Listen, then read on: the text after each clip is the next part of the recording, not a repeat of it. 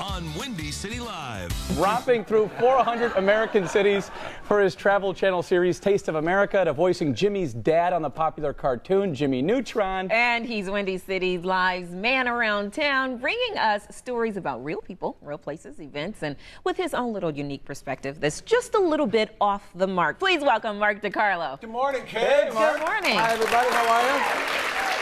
Okay, so Thank you for that tepid applause. I appreciate it. you got a tape? Huh? You got a tape? I got a tape. It's an 8-track, but it's a good one. It's a good one. This is Mark DeCarlo's first appearance. He's a Downers Grove native. I'm from Downers Grove, Illinois. Did some stuff at Second City. Hosted the popular TV show Studs, which I actually watched when I was in high school. Not to date you a little bit, but this was a funny show. But he's been all over the place. He's going to do a lot of funny bits, and he's a great harmonica player too. I got to add. Yeah, that's you gonna two be go fun. out and hit the town. And Yeah, why don't you ever come with us, Val? Yeah. I was not invited. You're invited. That is such a lie. I You was were not invited. invited. Everybody in TV land, they did not invite me to go out. We always invite. And you know what we're going to do? We're going to babysit. Well, let's babysit Max and Zoe, and we'll let Val have a night on the town. Oh, that would Now be so we're fun. talking. Yeah. That would be fun. We'll probably have to keep you out of jail, but that'll be fun. It'll be fun.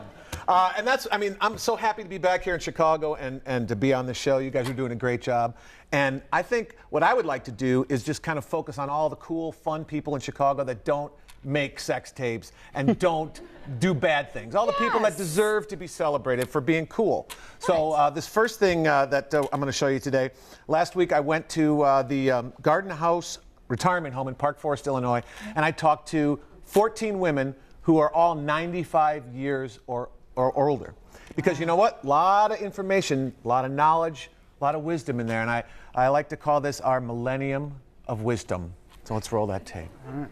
When people don't know something, they Google it, or they'll go to Wikipedia. Personally, I like to talk to people. I don't like to text them. I don't like to talk to them on the phone. I want to talk to someone that's been around the block once or 90 times, which is why we're here today at Garden House. I'm going to talk to some people that have a little experience. We're going to have a little fun and learn something.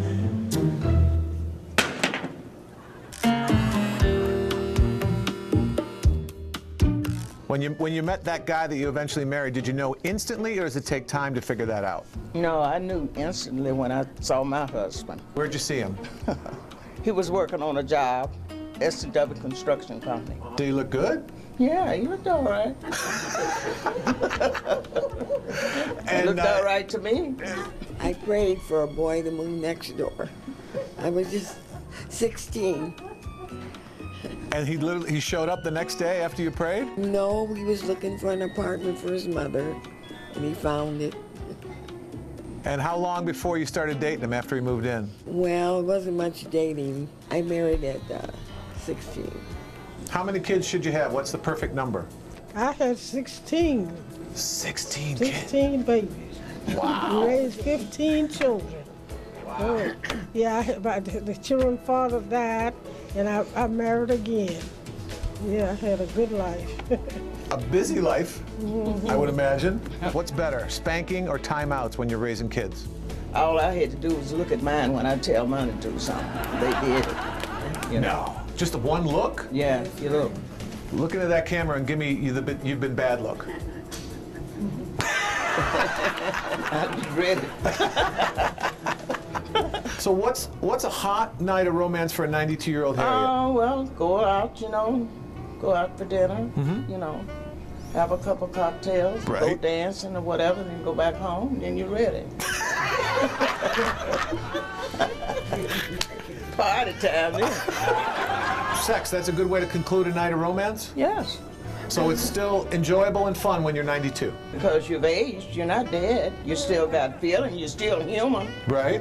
Okay, then. What kind of music gets you turned on, Harriet? Frank Sinatra. Soothing. Sinatra. Frank Sinatra, you know. Sinatra. How Tony can, Bennett, you Yeah. know. All that kind of good stuff. Who's better to make love to, Tony Bennett or Frank Sinatra? Well, I like Frank. Absolutely. Is it important to be a virgin when you get married?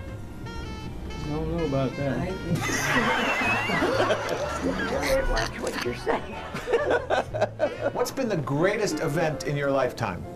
The birth of my first child. That's just what I was going to say. Really? Okay. Big, big surprise. For a girl that starts kissing at 14 and riding around in a rumble seat, how can it really be a surprise? What? What's the worst thing about growing old? Aches and pains. Yeah. I was going to say. Aches and pains. You know, age is beautiful. It's beautiful to age, but it carries so many problems. But you have to learn how to deal with them. If you learn how to deal with them, you're all right. You have to learn how to deal with them. You rub and swallow. That's what my kids tell me all the time. Say, Mama said, what did you say? Say, what are you doing? I said, rubbing and swallowing. Rubbing with alcohol and swallowing Tylenol. That's what I do. Rub and swallow. Those are words to live by, really. I don't care how old you are. Rub and swallow. Oh, That's yeah. good.